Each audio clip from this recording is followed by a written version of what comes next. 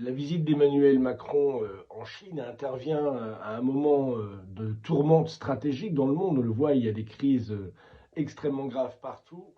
Et donc les relations entre la Chine et l'Union européenne et la France en particulier se révèlent d'une importance stratégique majeure si on veut résoudre ces crises. D'autant plus que la France a un rôle particulier a joué un rôle particulier aussi dans son histoire avec la Chine. On sait que Zhou Enlai, Deng Xiaoping sont venus étudier en France au début du XXe siècle à Montargis. Et donc, la France a été le premier pays également à reconnaître la République populaire de Chine. Donc, on a une histoire de coopération très longue qui peut s'avérer en effet très importante pour les décisions à prendre au niveau stratégique. Alors l'Europe est encore divisée entre la coalition des volontaires, la France, la Grande-Bretagne et l'Allemagne, qui veut continuer la guerre en Ukraine, et d'autres pays comme l'Espagne, l'Italie, le Portugal, la Slovaquie, qui veulent plutôt coopérer avec les BRICS, avec la dynamique des BRICS et du Sud global. Et souvent, certains pays de l'Union européenne considèrent encore la Chine comme un rival systémique. Donc la visite de Macron